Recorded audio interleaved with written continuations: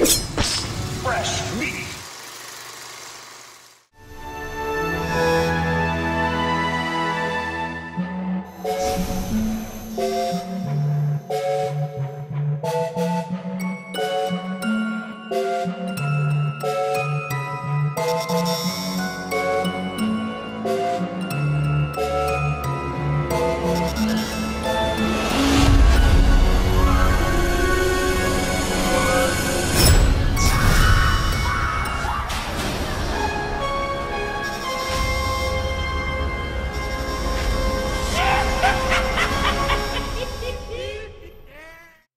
Hey everyone, we're back with another video review, this time for the Sci-Fi and USA original series Chucky. The Child's Play franchise has been very hit or miss over the years.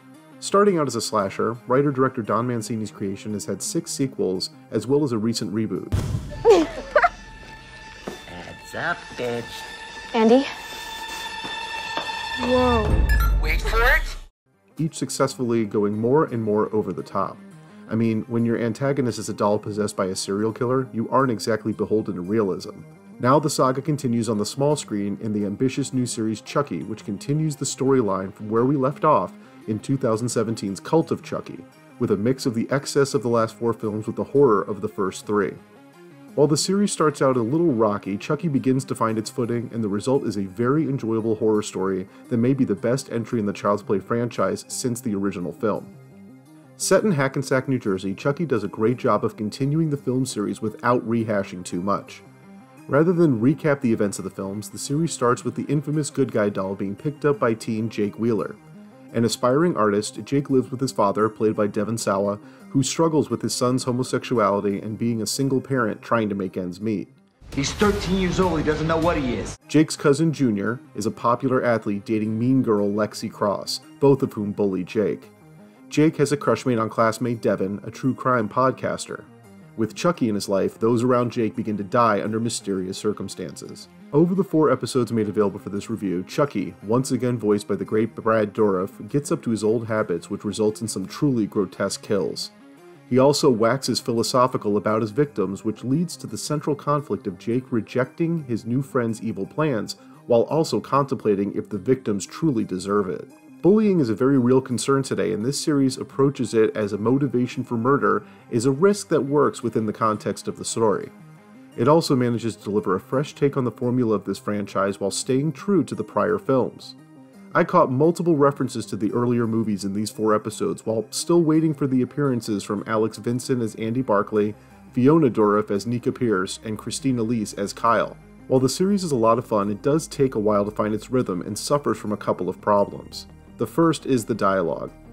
In the first few episodes, the characters are written poorly, with profanity feeling way out of place. While this is certainly not a PG-13 affair, parents and teachers freely drop F-bombs with kids in a way that doesn't seem remotely realistic. Pussy. Oliver, mind your fucking business. The teen characters are all middle school aged and yet do not talk like any real 14 or 15-year-olds ever would. After the series setup is out of the way, the 3rd and 4th episodes begin to focus more on the relationship between Jake and Chucky as being more of a mentor and apprentice dynamic, as well as unleashing those kills. Let's face it, we're watching this series for the inventive deaths, and Chucky does not disappoint in the early going, with one death involving knives and a dishwasher being especially creative. The other problem I had was with the unnecessary inclusion of an origin story for Charles Lee Ray. With the long-form approach that a television series offers, Don Mancini had the opportunity to explore a lot more than he ever could with a 2-hour feature film, but including the childhood start to Chucky's murderous ways feels overdone. Audiences don't need to know about Michael Myers, Freddy Krueger, Leatherface, or Jason's formative years. While this approach has worked in series like Bates Motel and Hannibal, Chucky is a character that doesn't need motivation. As a serial killer and a possessed doll with 7 movies under his belt, telling us what he is and why he is arbitrary. I respect that Mancini and his team are using this series to add to the Child's Play mythos, but it feels a bit forced. With Channel Zero's Nick Antosca on board as producer, Chucky benefits from having a solid production budget and the support of a network well-versed in genre offerings. Every Child's Play movie has been fun in one capacity or another, but Chucky is the first entry since the 1988 original that I really liked a lot. A really solid mix of dark humor and violent slasher kills, Chucky is a great watch this Halloween season. Sticking with the first 2 uneven episodes will pay off as the show finds a murderous stride by episode 3. I'm definitely looking forward to seeing how the series connects the cameos from the franchise in the second half of the season. Here's hoping that this is the first of many bloody good times featuring our good guy friend to the end. That's why I'm giving Chucky a 7 out of 10.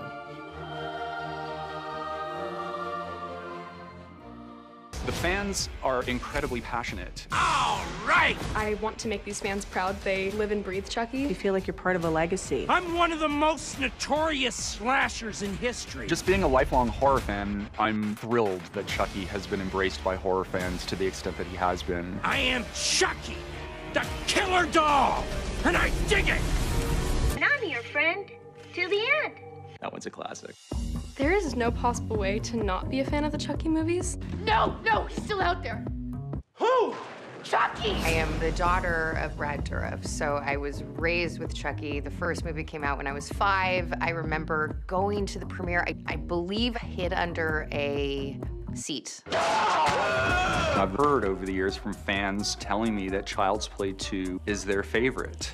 Andy and Kyle, Alex Vincent and Christine Elise. Fans really loved their relationship that we established in that movie. They have a really kind of brother-sister bond. Whoa. Ah! I think you're really going to enjoy seeing us steer our franchise back to its classic roots. Some people just deserve to die.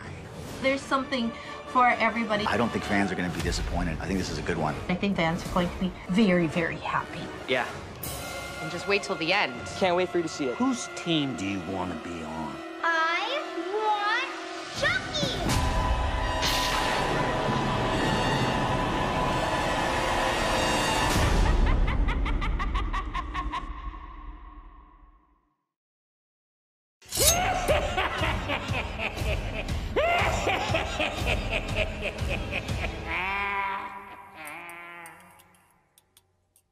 I'm Chucky. Wanna play?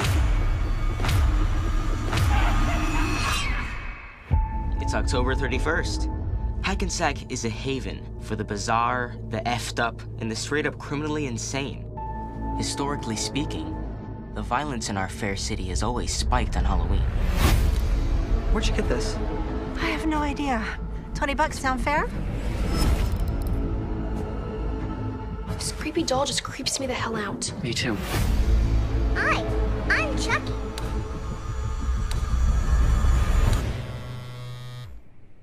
Hello? Yeah, I'm calling about the doll. What? Be very careful with that doll. What are you talking about? Have you checked his batteries?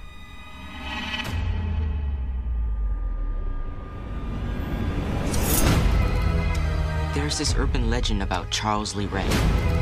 He was a serial killer who died in the 80s. He terrorized Chicago for years. Prolific. Before he died, he transferred his soul into a good guy doll. Hi, I'm Chucky. Wanna play?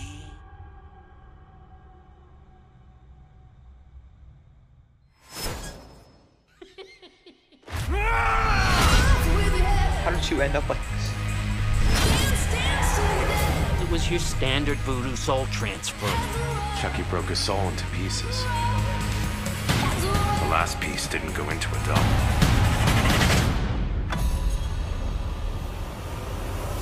Hello, Chucky. Long time no see. Today is my lucky day. Charles Lee Ray was born in Hackensack. He's back in his hometown on a mission. We have big plans for this place.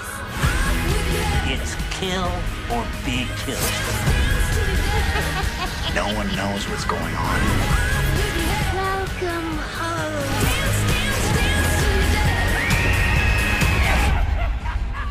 I'm too old for this shit.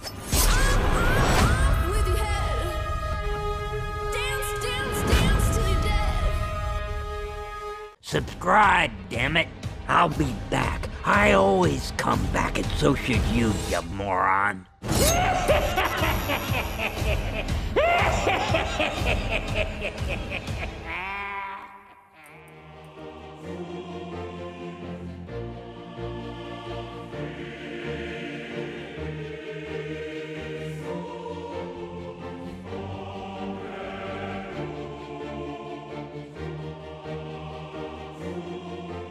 Hey, thanks for watching our show. please subscribe to our JoBlo Horror Videos channel. Tell your friends who like this sort of content, and turn on the bell to receive notifications for all of our latest videos. Listen, we're an independent company, and we appreciate all of your support.